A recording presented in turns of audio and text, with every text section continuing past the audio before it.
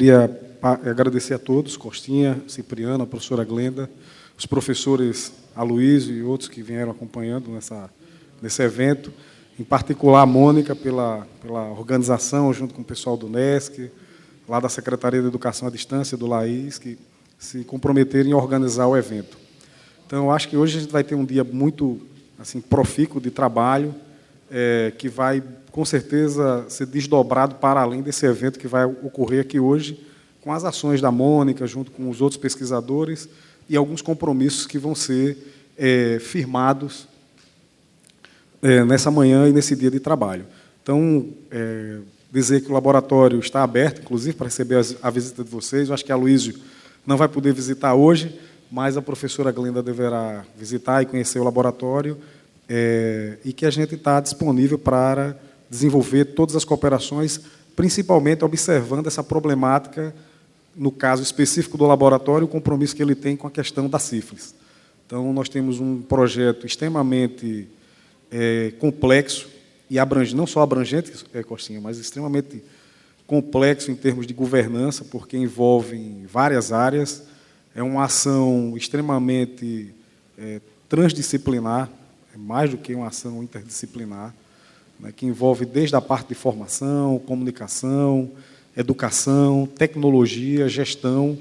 E o que é muito bom desse projeto é ver o engajamento não somente das equipes da Universidade Federal do Rio Grande do Norte, mas do Ministério da Saúde e de outras instituições parceiras no desenvolvimento do projeto Sífilis Não. Então, acho que agora vai ter uma apresentação minha, né, Valéria?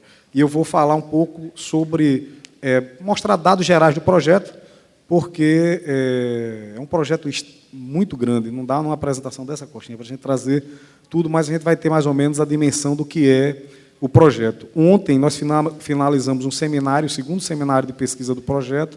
São mais de 90 projetos de pesquisa desenvolvidos no âmbito desse projeto. E muitos desses projetos estão ancorados em cooperações internacionais com a França, com Portugal, com os Estados Unidos, com a Espanha. Então, assim, é um projeto realmente muito grande. E alguns dos números eu vou já apresentar para vocês agora. Então, agradeço a todas as autoridades presentes, convido-as a sentar na primeira fileira e convido o professor Ricardo que continue aqui conosco para fazer a sua apresentação justamente sobre o projeto Sífilis Não. Agradeço a todos e desejo um bom dia de trabalho e que possa ser realmente muito bom esse dia aqui discutindo sobre esse tema que é tão instigante para todos. Muito obrigada e felicidades.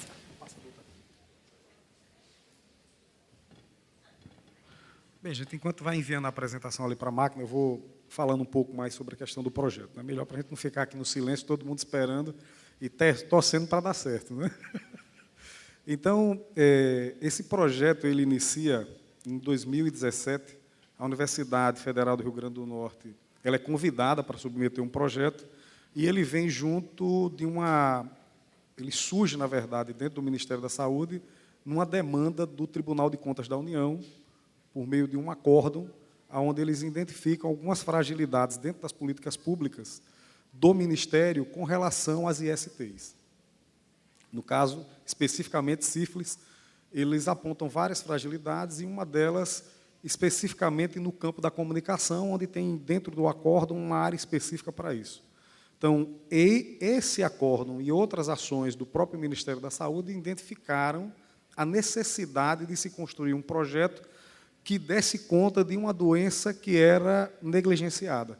Então, a sífilis, no Brasil, ela, antes desse projeto, totalmente negligenciada. E aí tinham vários problemas referentes a essa questão. Por exemplo, falta de penicilina, falta de testagem rápida e de uma política pública clara, de controle e de combate à questão da sífilis, tanto no campo da prevenção, como na questão também do cuidado e das redes de atenção.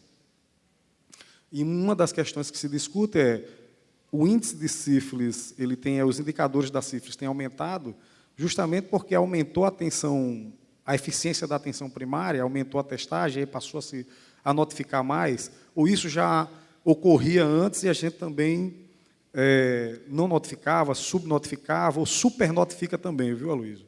Tem uma questão aí com relação à sífilis congênita que a gente pode estar supernotificando. Então, tem várias ações que vão desde a área de estudo de comportamento humano, para a gente entender a abrangência disso, na área da formação humana em saúde, que está contemplado dentro dos eixos do projeto, e também na área do desenvolvimento de tecnologia, para aprimorar o processo de gestão, né, e cooperações internacionais para fortalecer as redes de pesquisa do Brasil nesta área. E aí quem trabalha com pesquisa sabe que quando a gente desenvolve uma pesquisa neste âmbito ou neste campo, você começa, por exemplo, a mirar em determinados alvos e começa a acertar em outras coisas que são importantes, principalmente também dentro de doenças negligenciadas. Eu vou falar um pouco sobre isso daqui. Eu acho que já foi enviado já, viu? Chegou aí? Então, faz o seguinte, como está colocando, implantando a apresentação, eu vou passar a minha vez para o professor e ele apresenta. Obrigado. Peço desculpas aí. Viu? Então, bom dia a todos. Eu sou Manuela, sou professora do departamento. A gente vai adiantar a apresentação do professor Kleber, que vai viajar logo em seguida, então pediu para adiantar. O professor vai apresentar a aula de Zika vírus, 9ST tropical. Ele é professor associado do Departamento de Infectologia da UFRN e consultor da OPAS para arboviroses.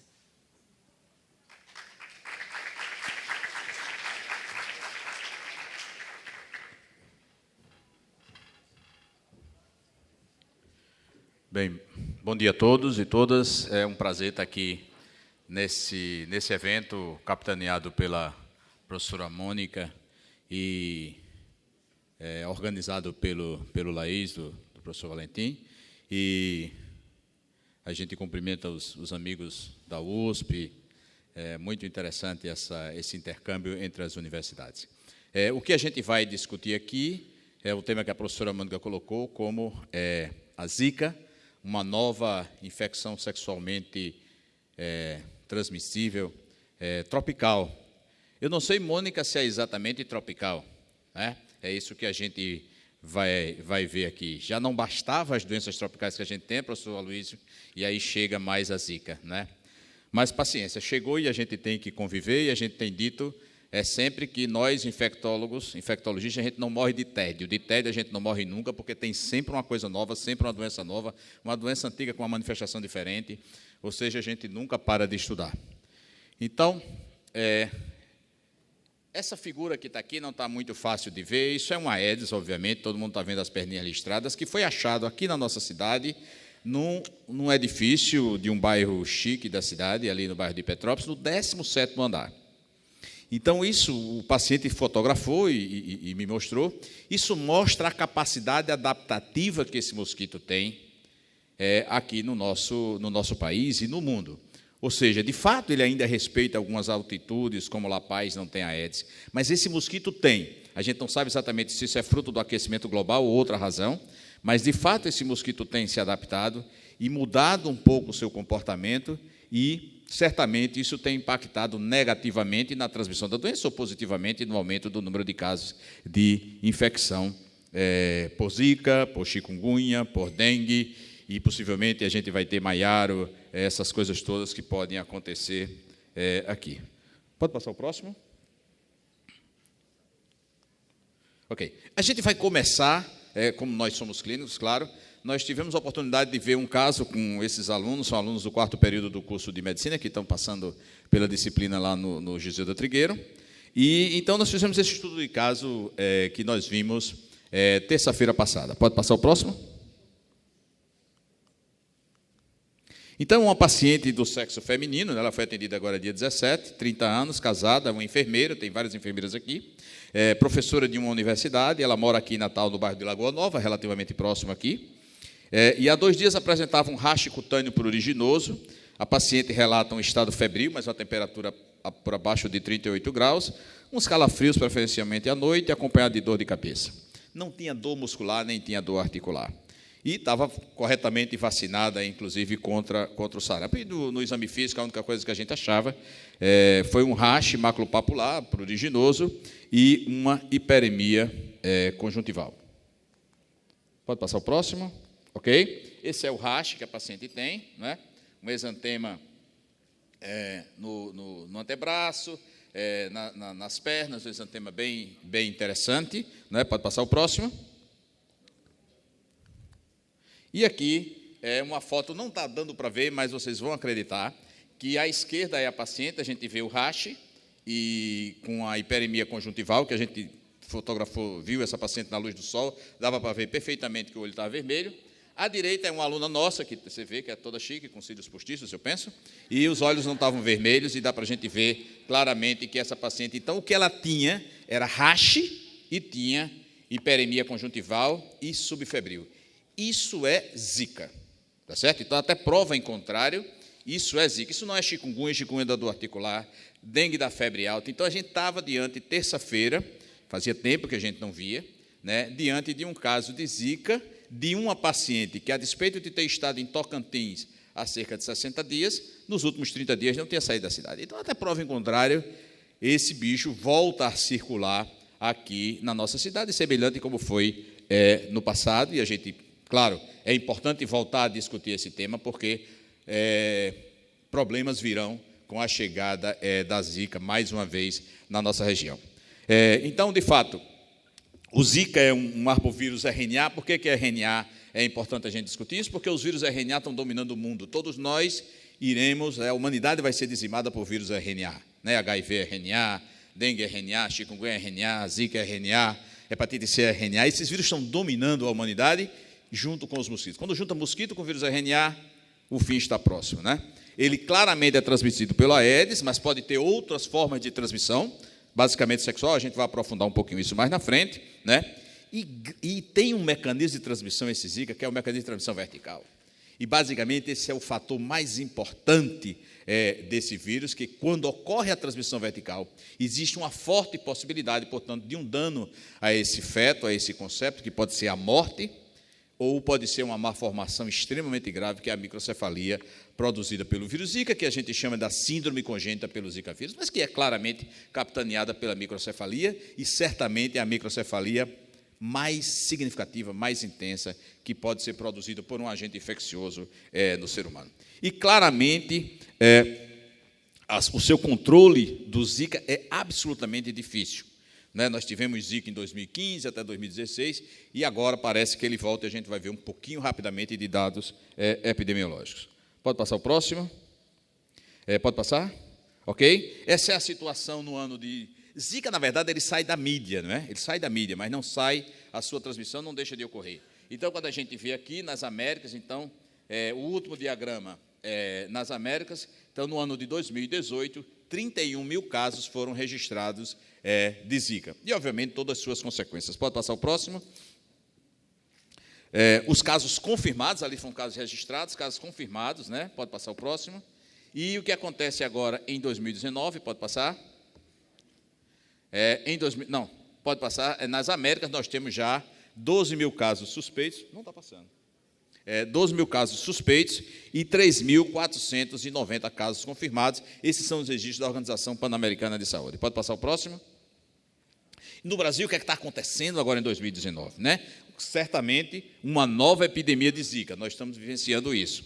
Né? Quase 7 mil casos notificados. A maioria desses casos está no Centro-Oeste, em Tocantins, naquela região. Né? Portanto, o estado de Tocantins registra o maior número de casos. Essa nossa paciente esteve lá, mas não teve uma viagem recente. Né? A Paraíba, aqui vizinho, nós temos já confirmados 150 casos. Definitivamente, o vírus voltou a circular com forma muito forte na Paraíba. E nós, no Rio Grande do Norte, temos cerca de 100 casos notificados, todavia nenhum confirmado.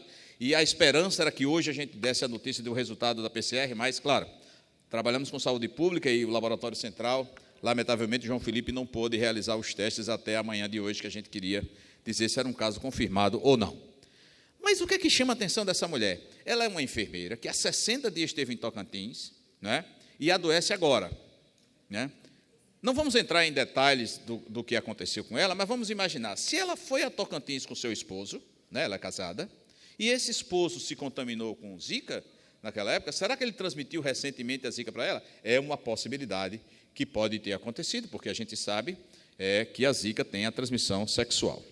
Então, essa transmissão sexual da Zika se dá em qualquer das práticas sexuais, anal, vaginal ou oral.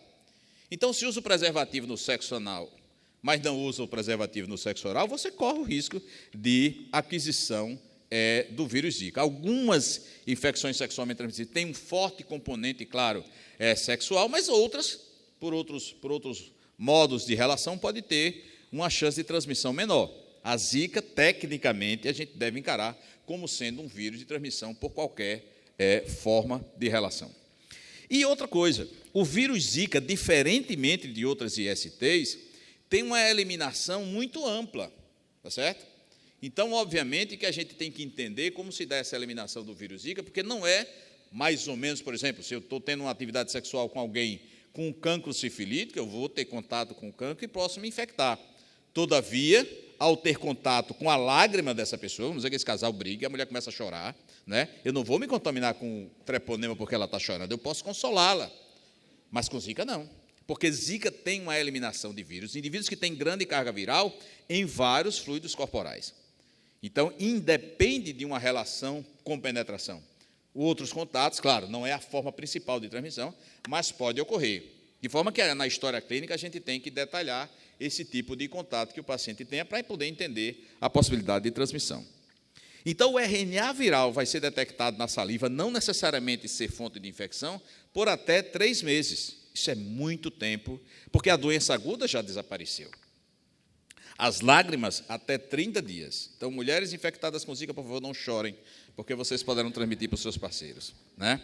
Na urina, o vírus está presente de forma integral nos primeiros dias da doença, né? E você pode detectar o RNA até 90 dias depois. Secreção vaginal até 14 dias, no suor é detectado, né? E no soro por 2 semanas em mulheres não grávidas. Todavia, nas grávidas, pode ser detectado até em torno de 100 dias. Isso significa o quê? Que quando eu atendo uma grávida, uma mulher que está no pré-natal, eu posso fazer a pesquisa do Zika, a despeito da doença ter ocorrido há 1 mês ou até há 60 dias atrás, a gente pode lançar mão da pesquisa do RNA, né? No soro, por cerca de 2 semanas em não grávidas, no sangue total, um tempo um pouco menor, de 80 dias, e importante é a questão do sêmen. Então, os homens, eles têm a capacidade de eliminar o vírus pelo sêmen ou o RNA do vírus pelo sêmen até cerca de 6 meses. Isso é na prática, a gente pede a pesquisa do RNA do vírus no sêmen dos pacientes que tiveram Zika e eles são positivos. A gente tem casos na prática médica até muito mais do que 6 meses com a detecção do RNA. Não significa que esse sêmen seja infectante, porque não significa que a partícula viral esteja completa. Todavia, é um risco de contaminação para aquela mulher. As manifestações clínicas da Zika são exatamente isso que a gente comentou dessa enfermeira. Então, a paciente tem febre, pode ter artralgias ou não, as artralgias são mais leves que no caso do chikungunya, dores musculares, e o que chama a atenção é exatamente o rash, né, o exantema, que é um exantema basicamente acompanhado de um prurido, e muitas vezes o motivo da consulta é o exantema, ou seja, o rash acompanhado de prurido. É isso que faz as pessoas se consultarem. Em dengue é dor de cabeça e mialgia, e em chikungunya é a dor articular. Então, como essa enfermeira procurou o serviço de saúde porque estava manchada e se coçando, isso certamente é um caso de Zika. A linfadenopatia retroauricular também pode estar presente, algumas úlceras orais, né? E a hiperemia conjuntival. A gente, no texto, está escrito uma conjuntivite, mas não é exatamente uma conjuntivite, é muito mais uma hiperemia conjuntival. Por que é importante a gente saber do Zika?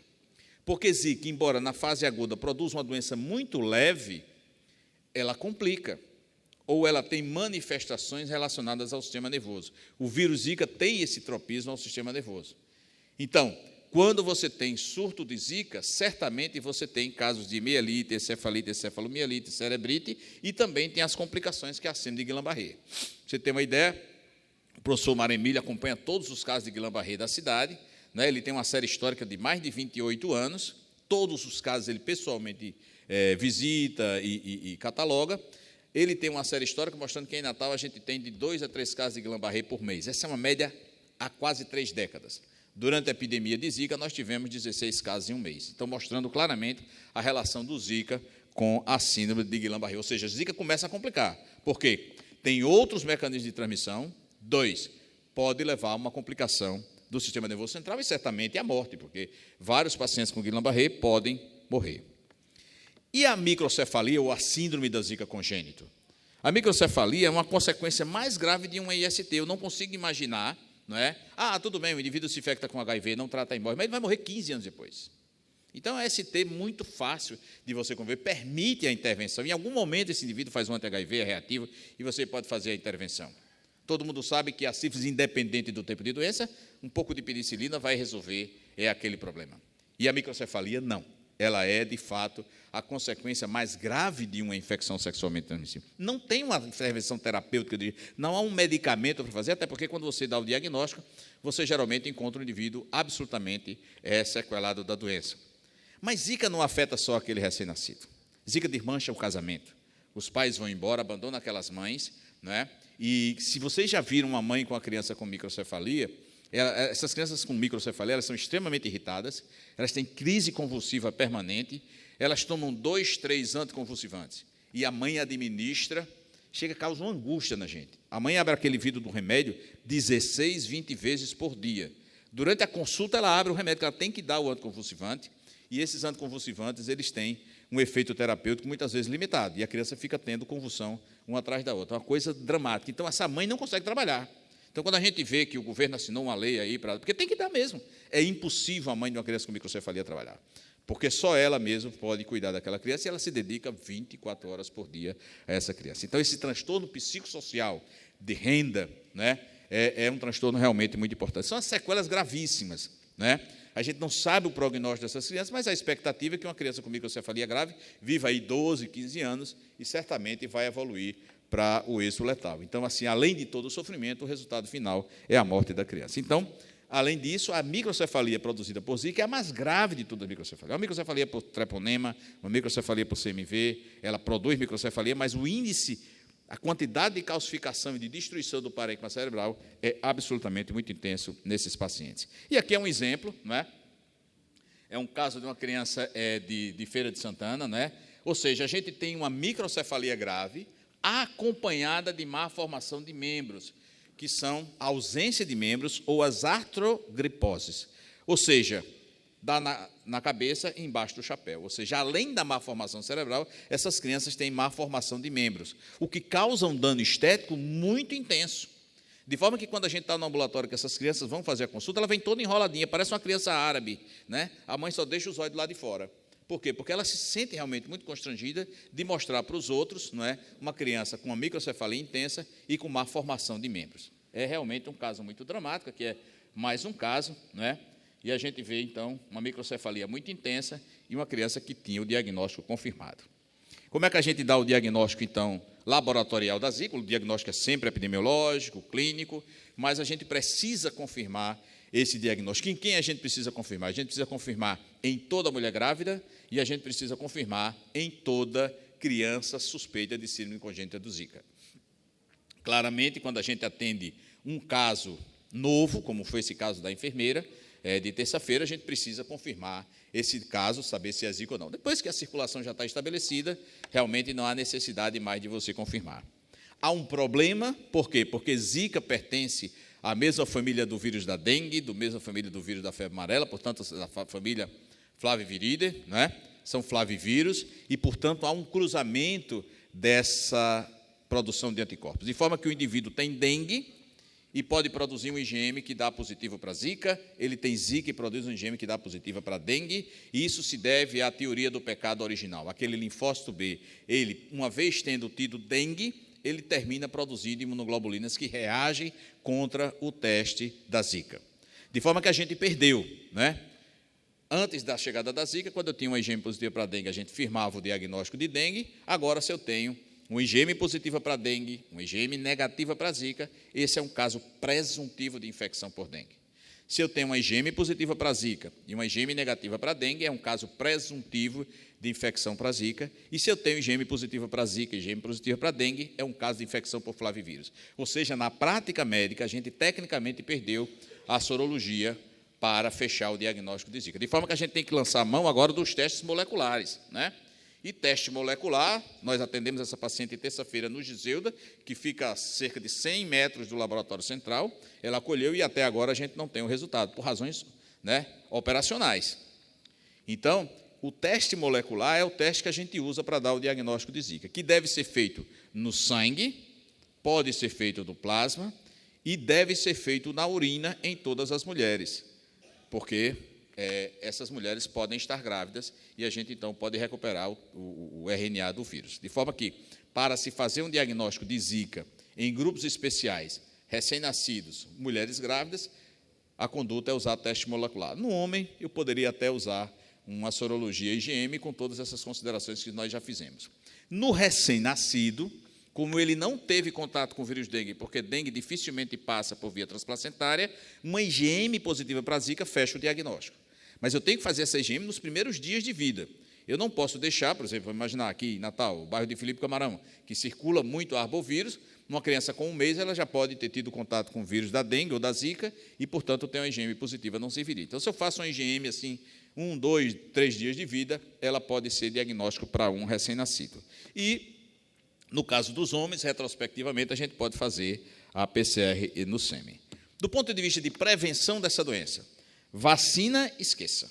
Não houve o interesse da indústria de fazer vacina para a Zika logo naquele tumulto da microcefalia, mas depois arrefeceu, ninguém mais toca nem no assunto, lamentavelmente, né? Eu penso que agora, com essa volta da Zika, eles vão voltar a se interessar. O uso de repelente é recomendado, todavia a gente mora numa cidade lotada de mosquitos, nós começamos a apresentação falando desse Aedes lá no 17º andar, e não dá para ficar usando repelente 4 vezes por dia em todas as pessoas.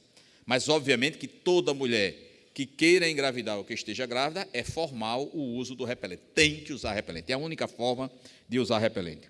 Existe a questão de não viajar para a zona de transmissão, mas nós moramos na zona de transmissão, então não tem como ir embora, né? Na época da Zika, várias mulheres que tiveram condição foram embora. A gente viu várias mulheres grávidas irem para os Estados Unidos, para a Argentina. Bem, mas isso é uma realidade muito pouco frequente, né? O uso de preservativo deve ser recomendado se estiver grávida, né? Porque ainda que a mulher não tenha tido, ainda que use o repelente, ela pode se contaminar por via sexual do seu marido. E o controle vetorial é a grande questão do controle dessas arboviroses, mas ele é absolutamente difícil. Há pessoas já agora, nesses últimos anos, que começam a discutir a incapacidade do controle vetorial e de abandonar, né? O único argumento é que, se a gente não controlasse, o que poderia estar acontecendo? Então, poderia ter muito mais casos de Zika, de dengue, de chikungunya, se não se fizesse o controle. Mas, de fato, ele é absolutamente difícil de fazer, e a gente vai na comunidade e vê realmente a quantidade de criadouros desse tipo de mosquito. Mas, de forma que, claro, a gente sempre recomenda o controle do Aedes aegypti. Então, em resumo, né, a Zika, de fato, é uma IST, que tem transmissão por relação sexual, mas tem outros caminhos, né? Como lágrima, saliva e outras secreções. É uma infecção aguda que perdura a eliminação. Então, isso gera mais complicação. E que produz complicação neurológica e que, lamentavelmente, quando afeta um bebê em formação, vai produzir aquelas lesões absolutamente graves, irreversíveis e que traz um transtorno muito grande. Seria isso que a gente iria falar. Muito obrigado.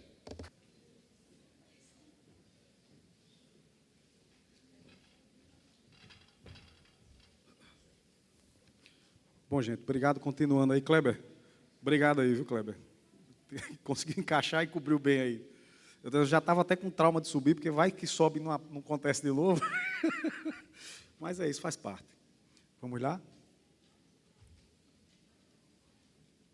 Subiu? Bem, então a gente vai dar uma passada sobre aquela fala inicial minha com relação à questão do projeto da sífilis.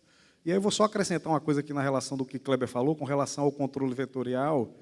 Inclusive, Kleber, eu não sei se você chegou a ver algumas matérias recentes agora sobre o mosquito transgênico que eles soltaram aí lá na Bahia, que a promessa era que ele não iria se reproduzir, eles já estão se reproduzindo e ninguém sabe que tipo de mosquito é esse agora e que tipo de coisas ele pode, de outras doenças, ele pode, inclusive, transmitir, né? Você imagina aí se a gente conseguisse transmitir a sífilis pelo mosquito. O que seria, estaria hoje aqui quase todo mundo infectado, né? E eu me lembro, só antes de começar para, como é o nome, baixar a adrenalina, na época que Cipriano era secretário municipal de saúde, aqui, nós apresentamos um projeto que era o Observatório do Aedes. Você deve ter conhecido, saiu muito na televisão e tudo.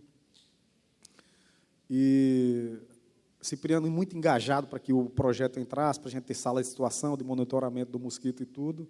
Mas aí uma assessoria jurídica do município de Natal, depois disso, um aluno meu de doutorado que estava envolvido nesse projeto, mandou para mim: Ricardo, você lembra que a assessoria jurídica lá da Secretaria Municipal botou o seguinte: o sistema de monitoramento para a sala de situação é importante, porém, o município poderia pegar parte do intestino do mosquito, com parte da antena do mosquito, transformar no mosquito transgênico. Isso está escrito. Escrito, verdade. E aí nós tivemos que diplomaticamente, fazer uma justificativa dizendo que isso não seria ético, apesar de nem ser viável, isso não existe, né? E hoje a gente vê que o mosquito transgênico está se reproduzindo. E ele ainda botava que os mosquitos vão nascer sem asa.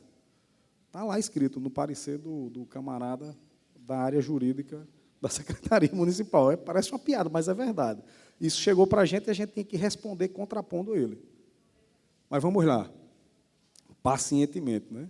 E aí soltaram um monte de mosquitos na Bahia, a gente não sabe agora o que é que vão ser desses mosquitos que estão se reproduzindo. Mas agora eu vou para a questão da sífilis.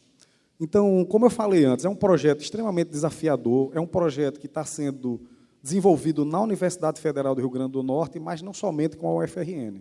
Nós temos pessoas da UERJ, da UFPE, da UFPI, da UNB, professores de várias universidades do Brasil e de outras instituições fora do Brasil engajados nesse projeto. Tem pesquisadores que trabalham conosco que são da Fiocruz, então é um projeto muito amplo. Dentro da própria universidade, envolve quase todos, na verdade, todos os centros e campings da universidade têm pesquisadores participando, ou seja, pelo tamanho da abrangência. Então, nós temos gente da área de humanas, do Centro de Ciências Humanas, gente da Ciências Sociais Aplicadas, das tecnologias, e das duas áreas da tecnologia, porque a gente tem as engenharias e o Centro de Ciências Exatas e da Terra, que tem tecnologia, estatística, computação. O pessoal das Ciências da Saúde muito presente em todas as áreas. O pessoal da Facisa, que fica aqui, é um interior a 160 quilômetros, né, Mônica? Do camping de Caicó também. Então, um projeto muito abrangente, tanto no âmbito da universidade como no país todo, e tem números assim que são muito grandes, né? E é um projeto que está com 1 ano e meio de projeto e deve ser ainda prorrogado por mais um tempo para que a gente consiga executar tudo que o projeto realmente tem que ser, como tem que ser feito no projeto. Então, como eu falei, ele é um projeto que vem de um acórdão do Tribunal de Contas da União, então ele não foi um projeto que o Ministério da Saúde simplesmente inventou, houve uma auditoria do governo federal dentro do Ministério da Saúde, como sempre tem, e uma das questões das fragilidades com relação aos dados epidemiológicos da sífilis é que eles perceberam que, em alguns anos, houve 5.000% de aumento das notificações. Ou seja, isso realmente chama a atenção. E várias questões eles levantaram. Eu achei, se vocês tiverem a oportunidade depois de baixar esse acórdão e ler, ele é muito importante porque eles fazem uma análise da questão da sífilis e do comportamento com relação às ISTs bem aprofundada. Então, realmente foram pessoas que entendem daquela área do segmento saúde para auditar. Inclusive, falando de vários experimentos e pesquisas já financiadas pelo Ministério da Saúde, tanto no campo da comunicação como na questão da saúde pública, que não conseguiram desenvolver ou resolver as questões da sífilis no Brasil. Então, esse documento é um documento muito importante. Vale a pena a leitura dele. E tem um item específico que fala de comunicação. Então, os eixos do projeto é vigilância, comunicação, gestão e governança, cuidado integral, educação, pesquisa e cooperações nacionais e internacionais. Na pesquisa, a gente tem vigilância, gestão, governança, cuidado integral e educomunicação. E a tecnologia, ela está totalmente transversal a essas áreas aqui. Então, uma colega falou, não, agora a apresentação foi uma falha da tecnologia. Realmente, a tecnologia falha. E quando falha, é pior do que a falha humana, né? Porque aí você não tem nem... Como é que você vai responsabilizar a tecnologia por uma falha? Mas, muitas vezes, tem falha nossa mesmo, com relação ao uso ou à empregabilidade das tecnologias. Só para a gente ter uma ideia, o próprio Ministério da Saúde, essa dicotomia é uma dicotomia já de muito tempo, os sistemas da vigilância em saúde não conversam com os sistemas da atenção à saúde. Ou seja, você tem mais de 600 tecnologias no campo dos sistemas de informação e comunicação que não são integrados, entendeu, Kleber? Então, o que está acontecendo com o teu paciente com microcefalia, quem está no cuidado na ponta está sabendo. Mas quem está na questão epidemiológica tem o dado epidemiológico, mas não consegue cruzar uma coisa com a outra. Ou cruza através de outras pesquisas com dados que chegam ou que são retrabalhados de várias formas. Tem um trabalho do Giliati, que foi diretor do DataSUS, eu acho que alguns de vocês devem conhecer, junto com o Quioro, lá na Unifesp, eles fazem justamente, a dissertação de mestrado dele faz justamente esse apanhado aí. Só na vigilância em saúde são mais de 68 sistemas de informação da própria SVS. Né? E eles têm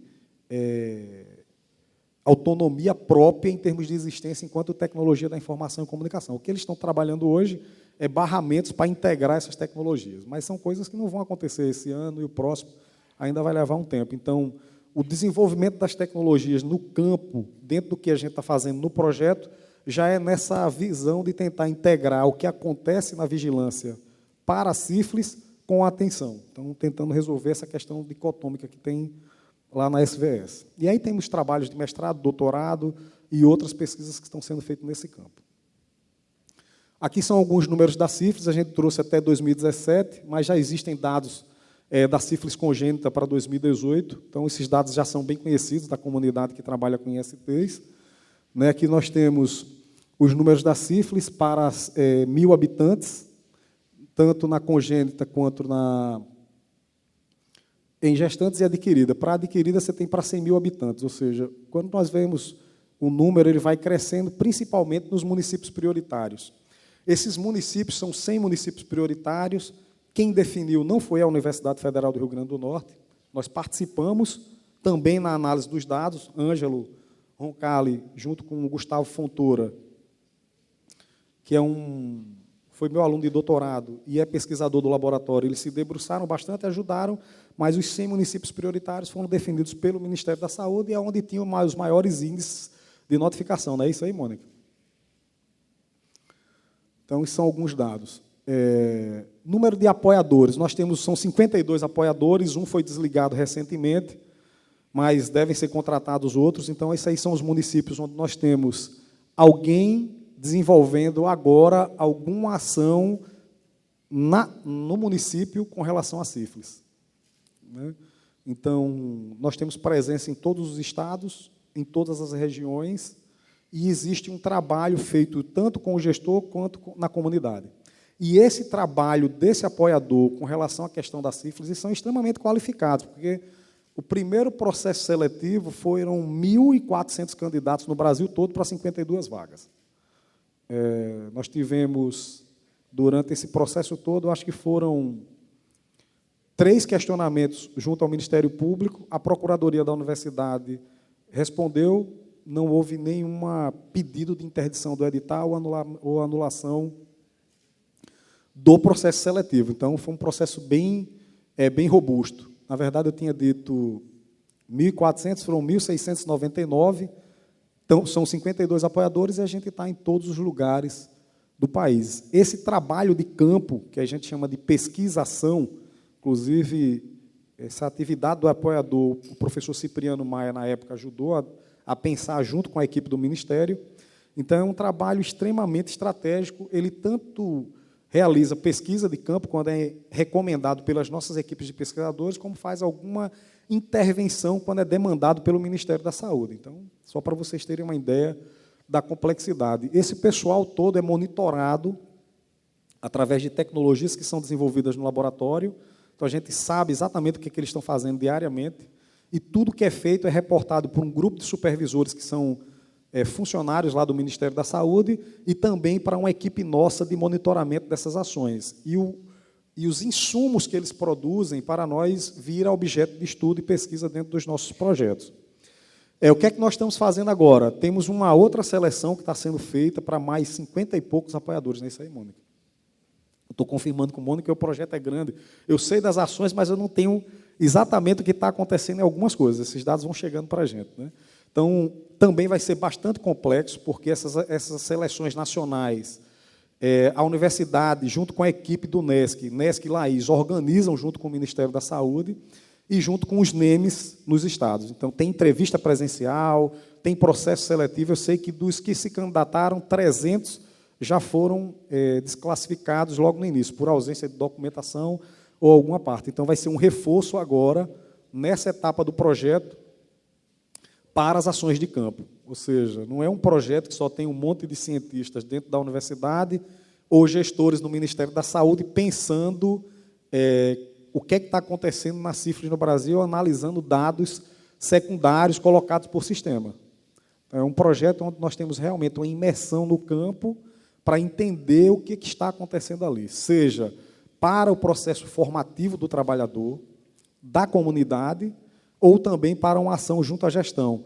E observar se está faltando testagem, penicilina e tudo que é recomendado dentro das redes de atenção. Aqui são os parceiros que nós temos internacionais, Canadá, Estados Unidos, nós temos parceria hoje com Harvard, MIT e a Universidade de Massachusetts. Na Universidade de Massachusetts, especificamente, nós estamos desenvolvendo um biosensor para diagnóstico de sífilis congênita, mas a gente vai conseguir estender para toda a sífilis, que é um teste treponêmico. Então, a ideia é que a gente chegue a um nível de acurácia de 99%, sem falso positivo e falso negativo, usando proteômica, genômica, e aí vai. Então, é uma técnica bem interessante que a gente está fazendo. O depósito da patente já ocorre agora, é uma patente internacional. E quando eu falei que o bom desse tipo de pesquisa, quando a gente está dentro de uma rede, no Brasil também, mas numa rede de cooperação internacional com outros parceiros aqui no Brasil, é que uma pesquisa dessa que a gente está desenvolvendo, então a gente mirou, por exemplo, na questão da sífilis congênita, só que a gente descobriu que, mudando os algoritmos e desenvolvendo outras redes neurais ou sistemas inteligentes, a gente consegue diagnosticar também outras micobactérias, como hanseníase, tuberculose, e aí vai. Ou seja, um estudo que a gente começou desenvolvendo um biosensor especificamente para a sífilis, a gente vai conseguir estender para outros experimentos. E o resultado, com esse nível de acurácia, a gente tem em 15 minutos. Entendeu, Kleber? Então, isso para você ter no estabelecimento de saúde, na atenção primária, é extremamente enriquecedor. A mulher, o homem chegou lá para fazer, ser acompanhada por uma equipe de saúde da família, a gente lanceta o dedo, como você faz para medir a glicemia, e aí você coloca lá e o sistema em 15 minutos dá. O que a gente está fazendo é agora tentando reduzir o tempo, porque o primeiro protótipo que nós fizemos eram 4 horas com um canal, nós temos 4 canais e agora a gente chegou em 15 minutos. E a ideia é que você consiga ter escala, porque tanto vai poder ser feito o teste no posto de saúde, na unidade básica de saúde, como você pode fazer a coleta do sangue e mandar para um lugar e você testar milhares de uma vez só. Aí, para isso, ainda precisa aumentar o desempenho de hardware. É um projeto que o próprio ministro da Saúde, no caso do teste para a sífilis congênita, já tem divulgado.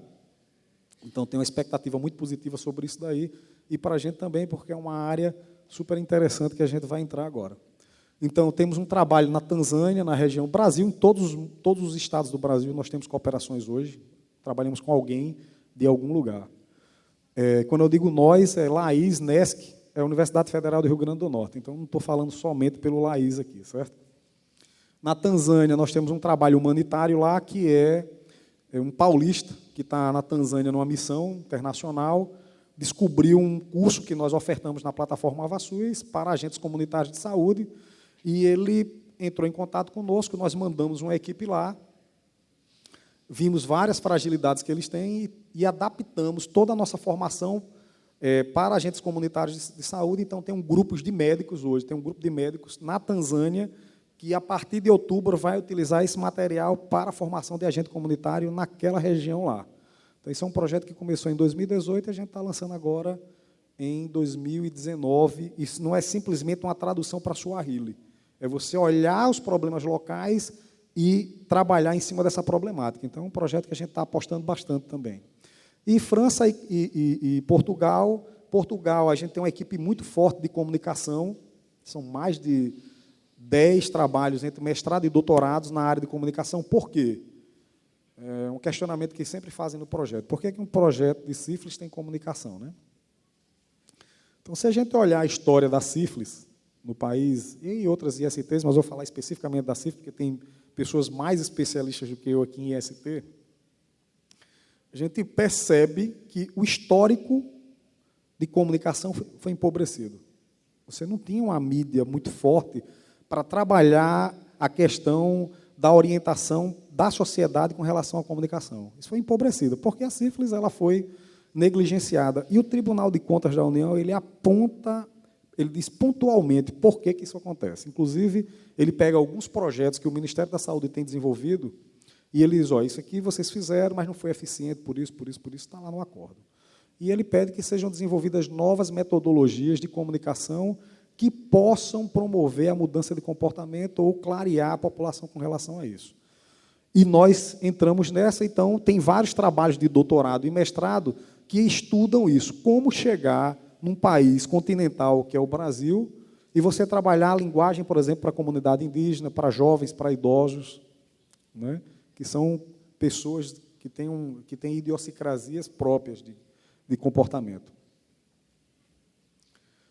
Então, aqui é como estão as pesquisas, nós temos pós-doutorado, doutorado, mestrado, graduação e trabalhos ad hoc. O pessoal do UNESC faz muito trabalho, esses trabalhos ad hoc, dentro do projeto eles encontram uma temática que é de interesse da sífilis e eles trabalham, mas isso não está vinculado a um mestrado ou um doutorado. É um Kênio, é um Ângelo, é um Gustavo Fontoura, é uma professora Carilane, é Mônica, que estão desenvolvendo algum trabalho, mas que não necessariamente é fruto de um mestrado ou de um doutorado. Então, aqui são as linhas de atuação que a gente tem, que são várias, eu não vou ler aqui para vocês, mas ontem mesmo nós tivemos 2 dias de seminário de integração da pesquisa. E foi muito legal, eu não estava aqui, porque eu estava em Portugal fechando uma outra cooperação com o Departamento de Informática da Universidade de Coimbra, mas o evento todo, todos os pesquisadores puderam apresentar o que estão fazendo, qual o status e como vão ser entregues os produtos de suas pesquisas. Então, todas as pesquisas desenvolvidas no âmbito do projeto, e são 90 pesquisas, e o pessoal diz, rapaz, Ricardo, como é que você tem um projeto com 90 pesquisas? Eu não estou falando de um projeto de R$1 milhão. Nós estamos falando de um projeto de 165 milhões de reais. Né? É extremamente transdisciplinar, que vai desde a área do cuidado até o desenvolvimento de sistemas de informação, comunicação, educação, formação. Então, você tem muita coisa que pode ser feita aí. Né? Basta que a gente se dedique, se debruce, olhe e observe quais são os problemas que tem lá. Dados de governança, então, nós temos 1 ano e meio de projeto, 2 fiscalizações finalizadas junto ao FRN, relatório técnico entregue ao Ministério da Saúde, com a execução atualizada do projeto. Essas 2 fiscalizações elas são super importantes. Elas foram feitas pela Audim, que é a Auditoria Interna da Universidade. Essa auditoria interna da universidade ela é autônoma, ela não está dependente de ninguém e ela responde direto à CGU. Beleza? Esse relatório, nós temos um relatório que foi entregue ao Ministério da Saúde e o Ministério da Saúde ele está presente dioturnamente nesse projeto, acompanhando tudo que é feito. Tudo. Essa semana, estavam presentes aqui o Ministério da Saúde observando todas as pesquisas que são desenvolvidas. Com relação aos apoiadores, a bolsa do apoiador é pago porque o supervisor ele valida o que o apoiador está fazendo. Sala de situação, do mesmo jeito. Comunicação, o processo de comunicação foi extremamente longo, até sair a primeira campanha, né, Mônica? Então, foi para o Ministério da Saúde, eles avaliaram, então tem todo um processo de governança muito bem fechado, e quem cuida dessa parte toda de governança é a Milena, que não está, não sei se ela está por aqui agora pela manhã. Então, 400 moções assinadas em prol do combate à sífilis no território durante o 16º Congresso do Conselho Nacional de Saúde. Então, os secretários e os gestores, eles assinaram essas moções. 3 seminários interfederativos, que é algo extremamente grande e complexo de fazer. E participação nos congressos do CONAS e CONASEMS, que tem apoiado integralmente o projeto. Então, Mauro, esse pessoal todo está sempre envolvido conosco, buscando dar resposta e fazer uma aproximação da gente com os municípios e estados. Então, é um projeto que, inclusive, para ser aprovado e poder vir para a universidade, teve que tramitar em câmaras técnicas do Ministério da Saúde, aonde nem o ministro tem autonomia para decidir. Então, ele teve aprovação nessas áreas técnicas lá. Com relação à comunicação, a gente tem dados muito grandes, esses dados eles tendem a aumentar até o final do projeto, porque tudo que está sendo produzido na comunicação, ele fica em repositórios que estão sendo sempre reutilizados. Então, com relação à TV, nós tivemos mais de 29 milhões de espectadores impactados. Ou seja, é um número enorme, né? O que é que a gente está medindo agora? Quando eu falo de 29 milhões de pessoas que foram impactadas direto pelas campanhas de comunicação da sífilis, e eu gostei muito quando, não lembro agora dele, está sempre conosco, que é da comunicação, ele disse, olha, Ricardo, em 20 anos, ele é do Ministério, trabalhava na SVS e agora está no grupo de comunicação, Valéria que conhece, que é da SVS, e ele disse, olha, em 20 anos foi a maior cobertura com relação à IST que o Ministério da Saúde fez em termos de comunicação. Então, o que nós estamos fazendo agora é o quanto a imprensa, a grande imprensa, fala sobre sífilis de forma espontânea. Né? Quanto tem de mídia espontânea a partir do projeto. Então, é um outro trabalho que a gente está fazendo na área de comunicação, analisando o quanto a imprensa tem falado sobre sífilis. Com relação a rádios e streams, nós tivemos mais de 170 mil, tem alguns vídeos que foram produzidos com mais de 1 milhão de acessos, juntando os dois dão mais de 3 milhões de acessos, e esse material ele foi produzido justamente para o período, para a época de Carnaval. Então, nós tivemos Carnaval no Rio, São Paulo, Carnatal aqui em Natal, tivemos em sessões especiais. Então, tinha equipes que realmente estavam fazendo e lançando esse material, além de toda a cobertura e atividades feitas especificamente nessas áreas. Isso gerou alguma ciumeira, viu? Principalmente, Luiz, com o pessoal de São Paulo. Quando a gente fazia alguma coisa em São Paulo, o pessoal ligava para o Ministério da Saúde, mas estão fazendo as coisas sem avisar para a gente. Né? Aí, como é que a gente vai pactuar, né, se a gente coloca no Carnaval ou não? O projeto tem autonomia para decidir isso daí, e, na verdade, a gente validava junto com o Ministério da Saúde, mas gerou uma ciumeirazinha. Mas aí, eu acho que o mais importante que é a questão dos ciúmes, dentro dos ciúmes acadêmicos, é a gente tentar resolver a questão da sífilis. Né? Aqui são algumas coisas que estão sendo feitas na área de tecnologia, então nós temos fóruns de discussão, sistema de gestão e planejamento, gestão de plano de trabalho, que nós chamamos de plataforma Luz. Né? Então, toda a parte de pagamento financeiro, as pesquisas do NESC, análise inteligente de dados, e esse trabalho que a gente faz lá com o pessoal de Harvard, ele tem justamente uma das ideias, a gente analisar e medir resiliência do sistema de saúde. Então, dentro do framework que é validado hoje, eles consideram vários dados da saúde, dados epidemiológicos, financiamento, mas eles não colocam investimentos em educação para a formação humana em saúde, quando, na verdade, a formação dos trabalhadores e dos estudantes da área de saúde ele é importante para melhorar a resiliência do sistema. Por exemplo, a gente acabou de ver uma apresentação agora sobre microcefalia. E eu me lembro que, quando começou a estourar a microcefalia no Brasil, o Ministério da Saúde não tinha nada pronto para oferecer com relação a isso. E nós fomos convidados e elaboramos um material sobre microcefalia que, em pouco tempo, tinha mais de 40, 30 mil cursistas na plataforma, vendo questões básicas, que, às vezes, os profissionais de saúde não sabiam nem fazer a medição do crânio da criança. Entendeu, Kleber? Então, são coisas extremamente importantes. Então, o Brasil ele investe bastante. Em 2015, o Ministério da Saúde investiu diretamente 1 bilhão e 100 milhões de reais com formação humana em saúde, mas não consegue medir o impacto disso, não parou ainda para medir o impacto disso na qualidade dos serviços de saúde. Então, quando a gente fala de resiliência, alguns dos trabalhos que estão sendo feitos, inclusive, com o pessoal no Canadá, a gente tem um aluno de doutorado nosso, que é da área de computação, que está lá agora, e o trabalho dele é cruzar dados epidemiológicos com dados da educação para a formação humana em saúde, e dados da comunicação. Então, uma coisa legal é que esse grupo de pesquisa, isso pode ser compartilhado com qualquer um que solicitar formalmente, é o único grupo de pesquisa hoje no país com relação a sífilis, que tem dados de comunicação, somos nós. Então, a gente tem um banco de dados, a gente sabe exatamente onde foram feitas as inserções, quais foram os públicos, e o que a gente vai cruzar isso com a curva epidemiológica com relação a sífilis ao longo do tempo do projeto.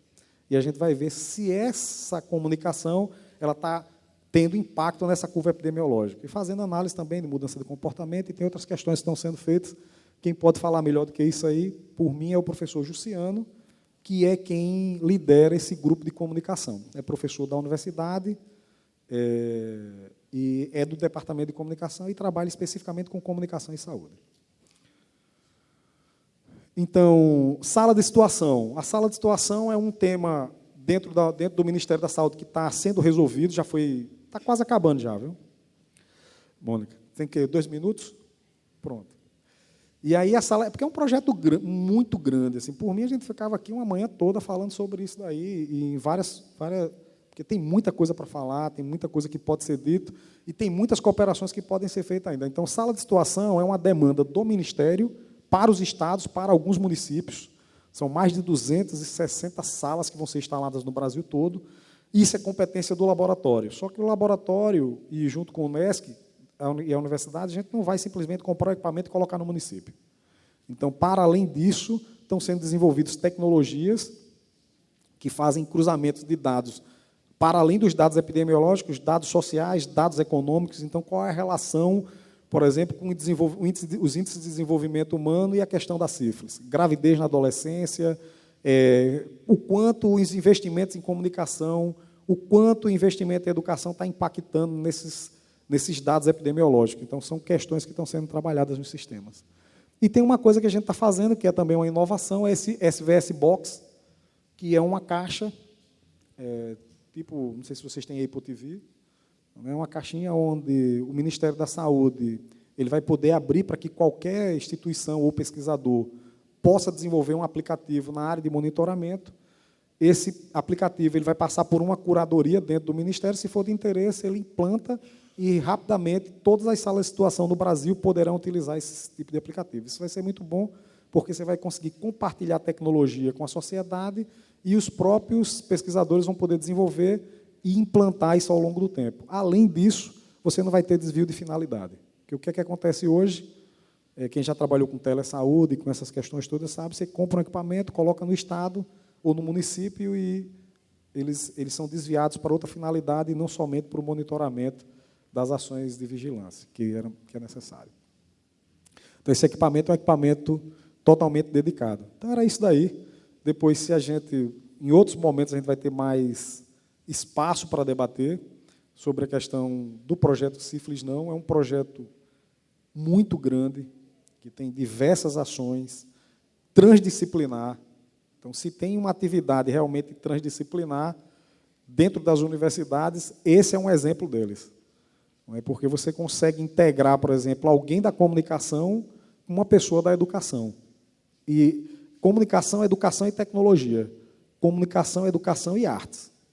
E aí você diz, e eu finalizo minha fala agora, Luiz, o cara diz, o que é que um aluno, eu falei contigo na reunião que a gente teve lá, na USP, o que é que o pessoal da área de artes faz num projeto de sífilis, né? Tudo. Por exemplo, Kleber é um excelente professor, todo mundo fala, viu, Kleber? Mas, por exemplo, você é ator? Não. Então, como é que eu vou conseguir trabalhar uma formação de maneira escalar, mediada por tecnologia, onde eu quero levar essa formação para todos os técnicos de enfermagem do país no modelo presencial, como o Kleber, por exemplo, dá aula lá na sala de aula dele. Não vou conseguir fazer isso. Então, nós estudamos todo o processo de formação na área de educação, aí tem uma equipe toda de pedagogo, de profissionais de saúde, uma câmara técnica científica que trabalha esse material. O professor ele roteiriza isso e nós fazemos isso tudo criando situações, problemas, levando aquela experiência, aquela vivência do cotidiano do profissional de saúde. Só que o professor, na hora de interpretar, ele não vai conseguir. Mas ele vai fazer análise se aquele conteúdo e aquele discurso dialógico ele tem uma narrativa técnica correta. Então, é isso que é uma das áreas que a gente tem trabalhado lá, é como levar um material de alta qualidade, baseado em situações, problemas, onde os estudantes, os cursistas, os profissionais de saúde, eles vão conseguir vivenciar aquela experiência do cotidiano clínico, porque os cursos à distância eles são muito teóricos, e a gente tem feito um trabalho justamente na contramão disso daí, que é tentar levar essa experiência clínica para os ambientes virtuais de aprendizagem dentro de um ecossistema educacional. Então, tem vários, pronto. Tem aqui Aldinei, que é do Paraná, foi do Ministério da Saúde, que desenvolveu agora um curso de prevenção do suicídio, que tem, nós tivemos em um único dia, 48 mil pessoas se inscrevendo num curso.